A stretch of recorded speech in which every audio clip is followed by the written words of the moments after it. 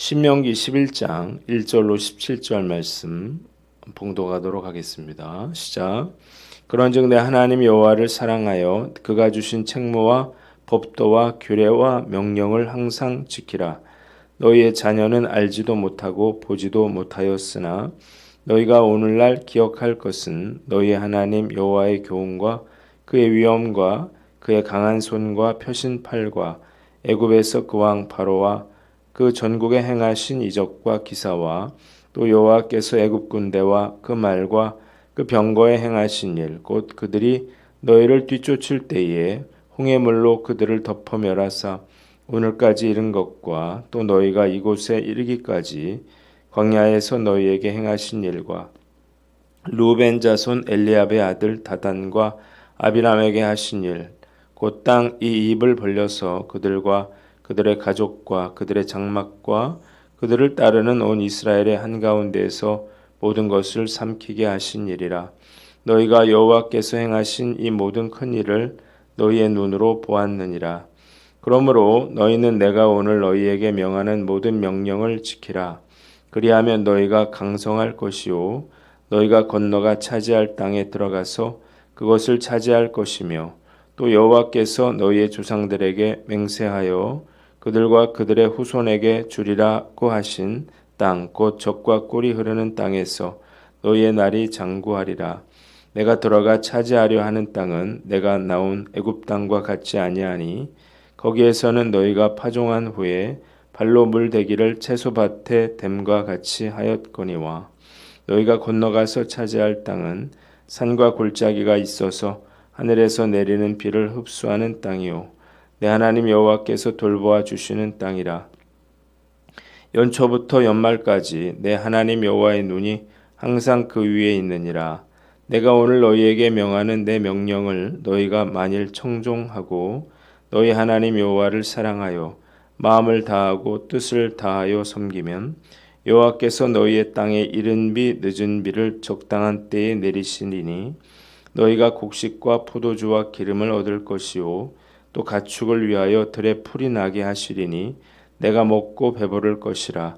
너희는 스스로 삼가라. 두렵건대 마음에 미혹하여 돌이켜 다른 신들을 섬기며 그것에게 절함으로 여호와께서 너희에게 진노하사 하늘을 닫아 비를 내리지 아니하여 땅의 소산을 내지 않게 하심으로 너희가 여호와께서 주신 아름다운 땅에서 속히 멸망할까 하노라. 아멘. 오늘은 신명기 11장 말씀을 가지고 하나님이 다스리는 땅이라고 하는 제목으로 묵상 나눔하도록 하겠습니다. 모세는 이스라엘 백성들이 하나님의 명령을 지켜야 할 그 이유에 대해서 오늘 세 가지로 이야기하고 있습니다. 첫 번째 1절로 7절인데 7절을 봅니다. 한번 따라해 봅시다. 너희가 여호와께서 행하신 큰 일을 너희의 눈으로 보았느니라. 모세는 이스라엘 백성들에게 여호와를 사랑하며 그가 주신 책무와 법도와 규례와 명령을 지켜라 이렇게 말을 합니다. 이유가 무엇인가요? 불순종한 자들에게 하나님의 심판이 임하기 때문입니다. 그는 백성들에게 출애굽 사건과 그리고 광야에서 일어났던 일들을 통해서 경고하고 있습니다. 먼저 첫째로 3절로 4절 애굽 왕 바로에 대한 하나님의 심판입니다. 하나님께서 애굽에서 노예로 그렇게 신음하던 이스라엘 백성들을 출애굽시키기 위해서 모세를 바로에게 보내시죠. 그래서 내 백성을 보내라 이렇게 말씀하시는데 바로가 이걸 거절합니다. 그래서 하나님이 10가지 재앙을 애굽에 내리셨고 그리고 마침내 그들이 출애굽했을 때 또 홍해까지 군대를 이끌고 바로가 쫓아왔죠. 이때 하나님께서 애굽 군대와 그 말과 병거를 홍해물로 수장시키셨습니다. 두 번째 5절에 그들이 이곳에 이르기까지 광야에서 행하신 일인데요. 하나님께서 이 이스라엘 백성들을 광야로 인도하셨는데 광야는 사실 사람이 살 수 없는 곳이죠. 너무 춥고 너무 더운 그런 곳인데 낮에는 구름 기둥으로 밤에는 불 기둥으로 인도해 주셨습니다. 광야는 먹을 양식이 없고 먹을 물이 없는데 하나님께서 만나를 먹이시고 또 물을 내셔서 이스라엘 백성들로 하여금 무려 40년간을 광야에서 살게 해주셨습니다. 세 번째는 고라자손 사건인데요. 6절.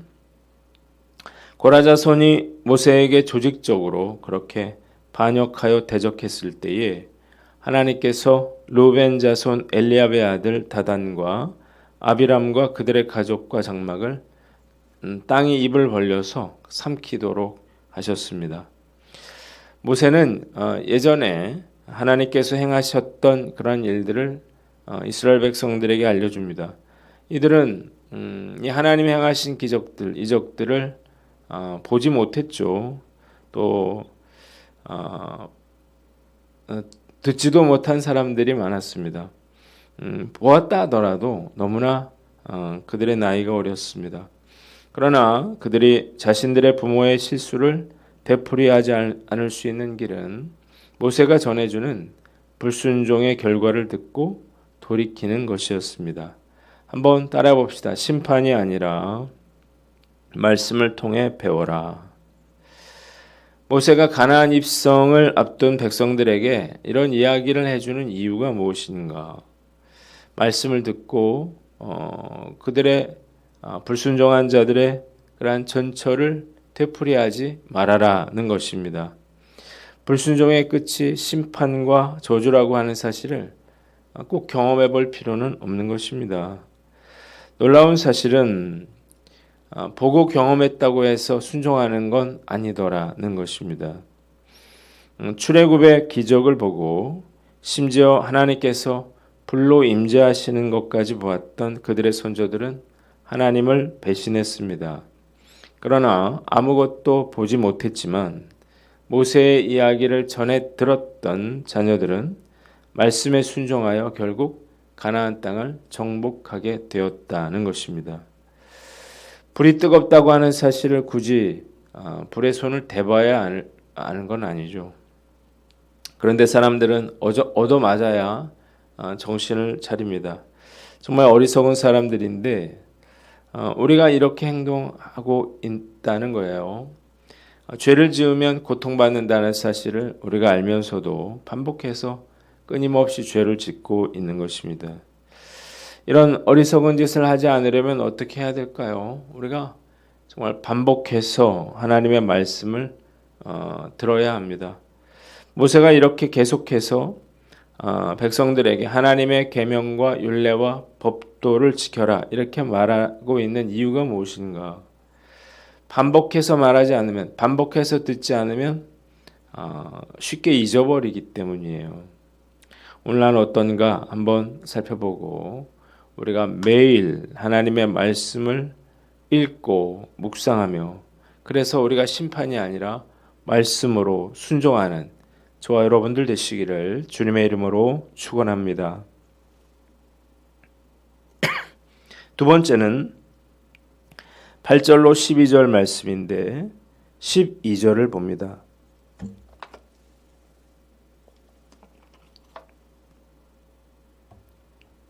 한번 따라해 봅시다. 내 하나님 여호와께서 돌보아 주시는 땅이라.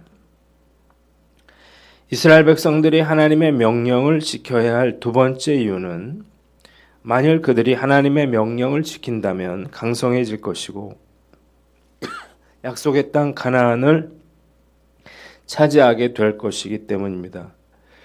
가나안 땅은 애굽 땅과는 전혀 다른 땅이었습니다. 애굽은 물은 풍부했지만 전체가 평지였어요. 그래서 인위적으로 물을 퍼서 밭에 물을 대는 그런 수고를 해야 됐지만 가나안 땅에는 산과 골짜기가 있어서 그것들이 수로의 역할을 하므로 하늘에서 내리는 비를 그대로 밭이 흡수할 수가 있었습니다.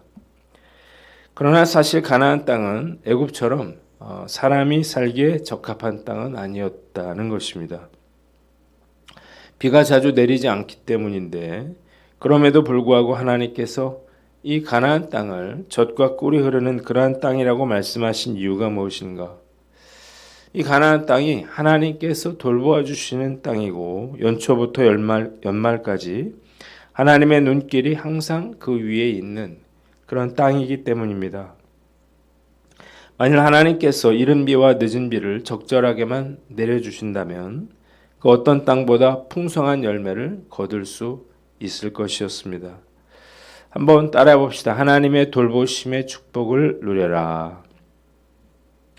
말씀을 묵상하면서 하나님의 돌보심을 경험하고 또 함께해 주심을 경험하는 것이야말로 얼마나 큰 축복인가를 깨닫게 됩니다. 이스라엘 백성들은 이 하나님의 돌보심이 있었기 때문에 사람이 살 수 없는 광야에서도 무려 40년 동안 살았습니다.